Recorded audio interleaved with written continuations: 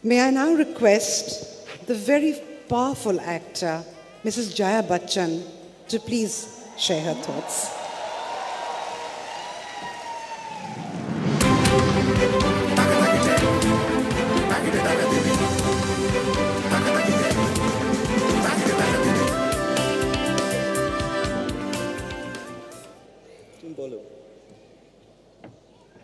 কি বলবো?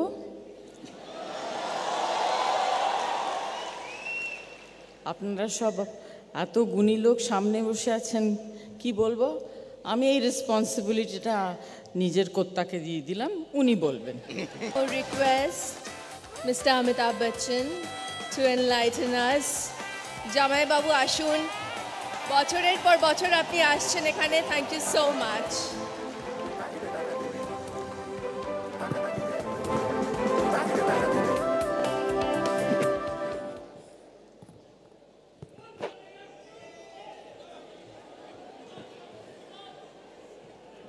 माननीय मुख्यमंत्री ममता दी,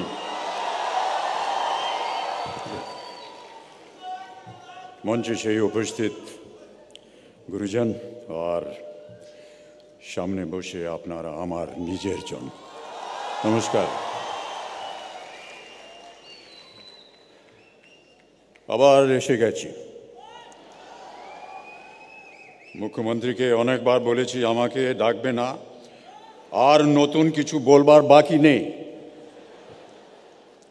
কিন্তু মুখ্যমন্ত্রী কোথায় শুনেন না,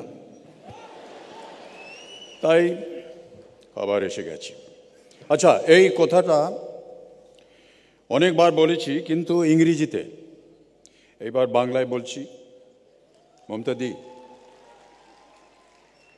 আশা করি এইবার বুঝবেন, বুঝবেন না?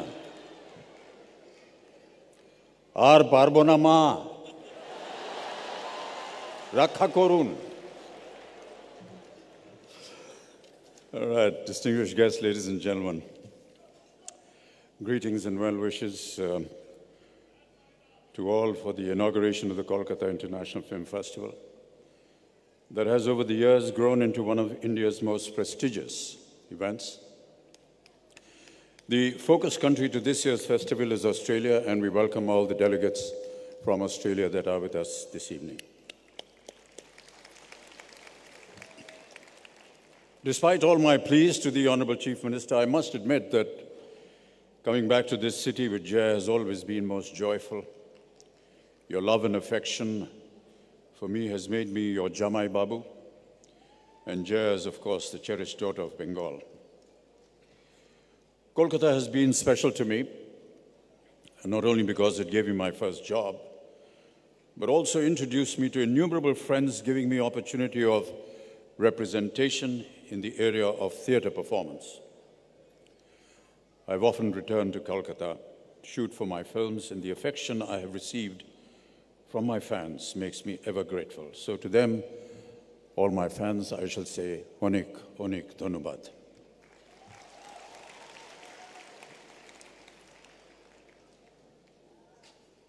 Bengal and its close affinity to aesthetics and culture is embedded in its uniqueness.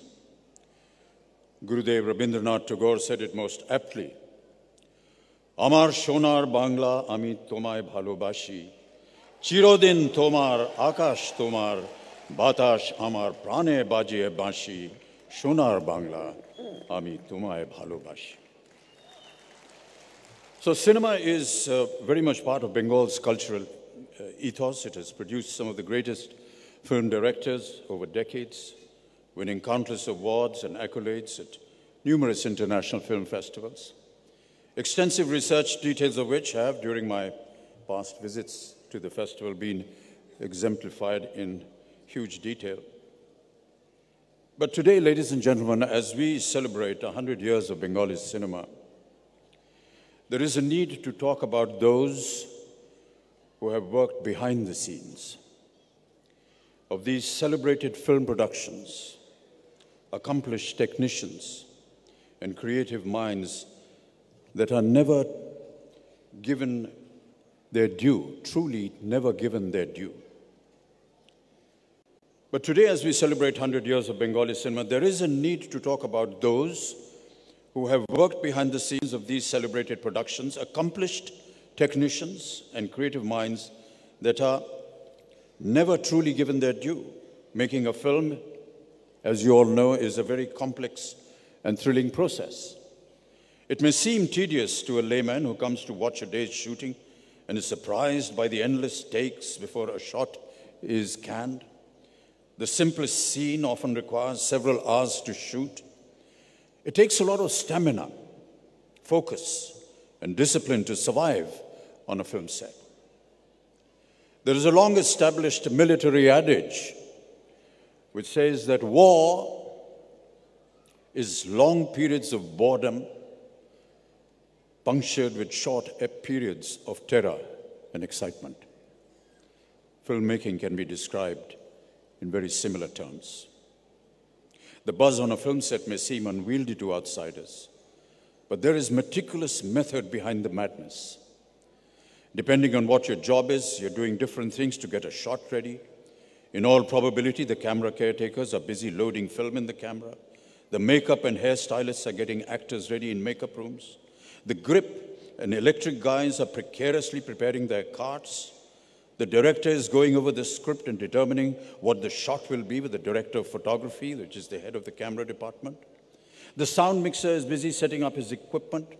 A cluster of junior artists are waiting patiently for a crowded scene to be canned. The entire floor is just humming with activity with almost 400 to 500 people. However, more often than not, it is the director of a film along with the hero and heroine and some other key characters, the music director and the playback singers, who are remembered by the public for their contribution to the success or failure of a particular movie. The producer, of course, is the key coordinator. He is involved in many aspects of the production from start to finish, having a hand in the creative, financial, administrative processes. Usually the main investor, he works alongside the executive producer and helps to prepare the budget, oversees the production team, takes various day-to-day production decisions. The director, on the other hand, is in control of all creative aspects of the film. He works closely with the screenplay writers and is the primary person responsible for the storytelling, creative decisions, and guiding the actors. However, very few movie enthusiasts are aware that several famous directors began their careers under very humble circumstances, working behind the scenes almost unknown and unrecognized. Bimal Roy, for example, entered the field of cinema as a camera assistant with New Theatres.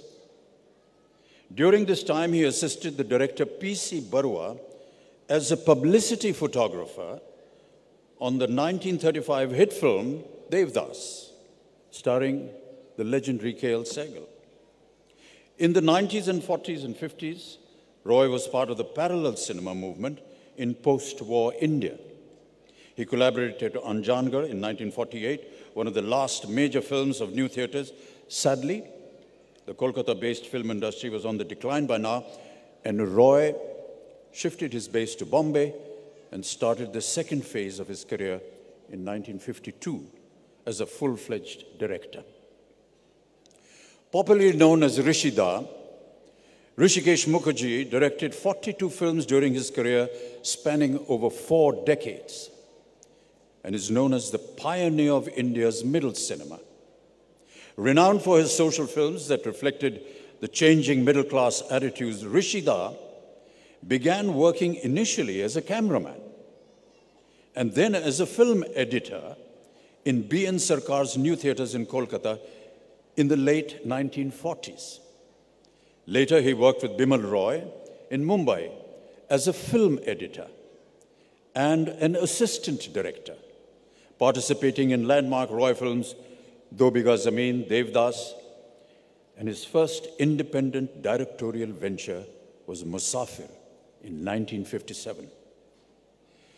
Vasant Kumar Shiv Shankar Padukone, better known as Guru Dutt, is acknowledged today as one of the greatest film directors of Hindi cinema. But ladies and gentlemen, before he found his true calling, he struggled, and listen to this, he struggled as a telephone operator at the Lever Brothers factory in Calcutta, and then found an assignment with Prabhat Film Company in Pune as a choreographer. After Prabhat closed down in 1947, Gurudutt moved to Bombay, where he worked with two leading directors of the time, Amiya Chakravarti and Gyan Mukherjee. Before being offered a job as a director by Devanand, Gurudutt's first film as director was Navketan's Bazi, which was released in 1951. Among the several contemporary directors who have given us major box office hits, ladies and gentlemen, I have to mention Rajkumar Hirani, Sanjay Leela Bhansali. For several years, Hirani slogged away as a film editor before independently directing Munna Bhai MBBS in 2003. Sanjay Leela Bhansali began his career as an assistant to Vidhu Vinod Chopra before his directorial debut in 1996 with Khamoshi.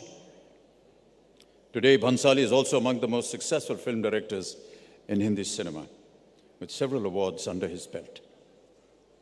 Farah Khan, known for her commercial blockbusters, however, before becoming a director, she was a choreographer for several years. Yash Chopra, he also worked under his brother, B.R. Chopra, before venturing out independently. On any film project, the director is certainly the captain of the ship, and supporting him are several assistant directors with specific jobs. They organize the crew, preparing shoot schedules, work on shot breakdowns, consolidate the entire flow of the day's shoot. They are responsible for distributing scripts and call sheets to the cast and crew, and keep track of what has been shot in accordance with the script, including continuity. But how many assistant directors are singled out for applause? Many of our top stars today began their careers as faceless assistants before destiny knocked on their doors. In the world of cinema, much like in any other form, people have to work their way up before they taste success. Particularly in Hindi cinema, star kids, more often than not, start out by assisting filmmakers. That's where they are introduced to the craft of filmmaking, and even if their ultimate goal is acting and not direction, they're still at it. There are actors who chose to assist well-known directors and learn the technicalities behind making a film before becoming some of the biggest names in the industry. Ladies and gentlemen, Hrithik Roshan assisted his father in 4 films: Khudgars, King Uncle, Karan Arjun, and Koila, some of them starring Shah Rukh Khan. Toiling his way through mundane tasks and even serving tea like a humble spot boy to the stars before fame and fortune came his way. Siddharth Malhotra worked as an assistant director to Karan Johar in the film My Name is Khan before being cast by his mentor in Student of the Year. His co-star Varun Dhawan was also assisting Karan Johar for My Name is Khan. Parineeti Chopra was an unknown marketing intern in Yash Raj Films studio before becoming a full-time actress. Sonam Kapoor was an assistant in Sanjay Leela Bhansali's Black, a film that I worked in. Arjun Kapoor was also an AD for several films, beginning with Karan Johar's Kal Ho Na Ho. He assisted his father's films like No Entry and Wanted. Before starting his career with Sanwariya, Ranbir Kapoor worked as an assistant in films like Aab Laut Chale and Black. Another very important technician on a film set is the person who designs the lighting, framing, and composition. The cinematographer, often referred to as the director of photography or DOP, plays a very vital role. The director will often tell him what he wants the shot to look like, and then the cinematographer will work his magic, making sure everything looks great to help achieve the director's vision. Assisting him will be several juniors working to capture the scenes. Most well-known directors have had excellent DOPs to enhance their visual ideas. Satyajit Ray's films are applauded for their craftsmanship and content. However, the contribution of Shubhrata Mitra to the Apu trilogy, Jalasagar, Devi, and Charulata cannot be undermined. Way back in 1955, listen to this, at the age of 21, Shubhrata Mitra, who had only taken still photos, never operated a motion picture camera, began his career as a cinematographer for Pathir Panchali. Known for pioneering the technique of bounce lighting while filming the Apu trilogy, today he is only remembered by die-hard film buffs. How many recall K.K. Mahajan, best known for his work in parallel cinema with filmmakers like Kumar Shani, Mani Kaul, Basu Chatterjee, and Mrilal Sen? Does anybody care to remember R.D. Mathur for being the cinematographer of the spectacular Mughal-e-Azam? Or Dwarka Divecha, who filmed Sholay, one of Hindi cinema's biggest blockbusters? V.K. Murthy, a one-time violinist and a jailed freedom fighter, was Guru Dutt's regular cinematographer on his pioneering movies like Pyasa, Sahib Bibi Ghulam, and Chaudhary Ka Chand. He provided some of Indian cinema's most notable images in starkly contrasted black and white, and shot India's first cinemascope film, Kagaz Ke Phool. Yet time has, alas, dimmed his glory, though very recently he was given due recognition through the national awards, the Dada Saheb Phalke Award. A film unit, ladies and gentlemen, extends much beyond the stars, the director and the DOP. There is the clapper boy, who will write all the relevant information like shot number and the take number on a slate, hold it in front of the camera before each shot, thereby helping to sync sound. Ladies and gentlemen, one of the earliest jobs of the great Raj Kapoor was that of a clapper boy. The sound mixer's job is to make sure the sound is being properly recorded and mixed. The boom operator is easily identifiable on set. He's the one holding the microphone on the pole, wearing headphones. The boom operator's job is to get the microphone as close to the action as possible without the equipment or its shadows showing up on the camera. The key grip is in charge of supervising camera cranes, dollies, lights, platforms, and all other set equipments. The gaffer is accountable for the design and execution of the lighting plan.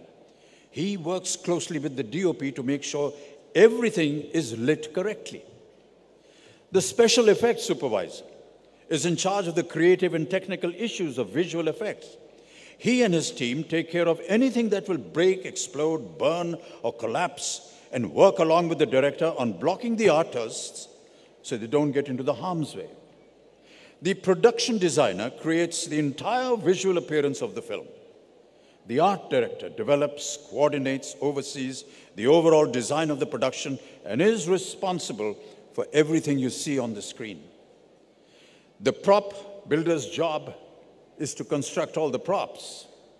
The makeup artist and hairdresser style and maintain the cast's hair and makeup throughout the shooting, while the costume designer designs, obtains, and maintains the costumes. Bhanu Athaiya, who was the costume designer for Richard Attenborough's Gandhi, received an Oscar for her work, but not enough credit is given to such achievements. The action director, ladies and gentlemen, is another crucial technician who manages and coordinates all the dangerous stunts in a movie, risking the lives and severe body harm to his team of stuntmen who body double for the main star. These are just some of the basic crew members, yet they remain mostly anonymous and without applause. Once the shooting is over, the film gets into post-production. Post-production is an assembling stage that consists of putting together all the pieces that go to make a finished work of art, including editing, sound mixing, sound effects, and adding a musical score. Today, it is most heartening to see more and more women working in film sets and post-production studios as exceedingly accomplished technicians. They make vital contributions to as many as 1,600 films produced in various languages in our country. Renu Saluja was a pioneer in the field of editing, having worked on critically and commercially acclaimed films like Parinda, Godmother, and 1942, A Love Story. Not too many people know that the Akshay Kumar starrer film Airlift was shot by Priya Seth. How many have heard of Hetal Dediya, India's first woman gaffer? There are, of course, many other distinguished women who have and are working on several projects today, tirelessly excelling in their work and have remained incognito. Very few outsiders realize that it takes a small army to create a film with many specialists working simultaneously throughout the project's lifetime. They turn the director's dreams into reality. So why doesn't anybody want their autograph? Do you ever watch the credits at the end of a movie and wonder why so many people are involved? Filmmaking is a team effort, and every member of that team, big or small, has a key role to play. Steven Spielberg said, and I quote, "When I was a kid, there was no collaboration. It was you with a camera, bossing your friends around. But as an adult, filmmaking is all about appreciating the talents of the people you surround yourself with and knowing you could never have made any of these films by yourself." Unquote.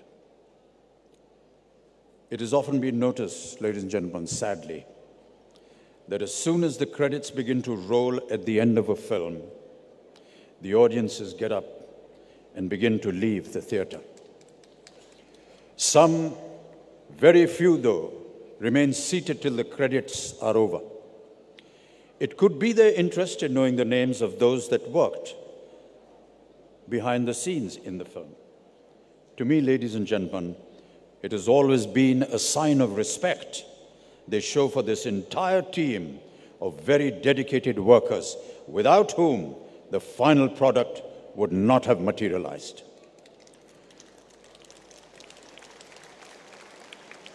Movies can have a tremendous impact on our lives. They trigger something special by provoking a variety of emotions. Films can become a reflection of collective dreams, where we look up to something much larger than ourselves, hold our breaths, and suspend our beliefs. They give us a chance to step out of the darkness a little bit transformed. Orson Welles put it most succinctly when he declared that cinema has no boundary. It is a ribbon of a dream. Today, ladies and gentlemen, I take this opportunity to salute all those working tirelessly behind the scenes, from the hard-working spot boys to the finest and highly experienced specialists who keep these dreams alive and contribute to making our movies so immensely popular. After all, nothing is more potent than the intoxication of good cinema. Thank you very much. Ladies and gentlemen, before I close, I just wish to dwell on another point. I have, during the past years of my presence here at KIF, spoken in great length and expanse on cinema in Bengal and all the legendary figures that have been connected with Bengali cinema. But while our generation recognizes the immense contribution of these legends, sadly, ladies and gentlemen, most of their films have gone up in flames or have been discarded on the scrap heap. Very little of this great Bengali film heritage is surviving or has survived. And if we do not take urgent steps to save what remains, in another 100 years, there will be no memory of these films and nothing left to celebrate. I was very pleased, therefore, to hear that the West Bengal government has taken up the mantle to save their films and has tied up with Film Heritage Foundation, started by Shiven Singh Dungarpur in 2014, for the Film Preservation and Restoration Workshop India 2018. That is being held in Kolkata this year. I would like to thank Mamata Ji and her government for supporting this cause. Thank you so much, Mamata Ji. As brand ambassador for Film Heritage Foundation, I know how relentlessly we have been working over the last 4 years to save our cinematic heritage with very little support and a lack of trained archivists. The foundation has identified a list of 100 Bengali films, 100 Bengali films that must be saved, and I hope that this will be taken up upon a war footing by the government and the film industry. The Film Heritage Foundation has been conducting these annual training courses for archivists, and I'm very happy to say that almost 100 archivists have been trained and are ready to go, and the new applications that have opened, we have gathered at least 60 more. So now we have a fairly responsible and strong army to work towards restoration of films. Given the monumental task we have taken on, we need the film industry and the public to come forward and join this movement if we are to preserve our film legacy for posterity. Thank you so much, ladies and gentlemen.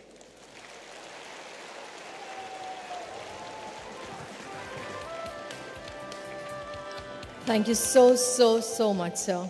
निवेदन है कि इस video को ज्यादा से ज्यादा share करिए। अगर मेरी वीडियो पसंद आई हो तो इसे लाइक कर देना, शेयर तो कर ही देना और मेरे चैनल को सब्सक्राइब भी कर देना। धन्यवाद दोस्तों।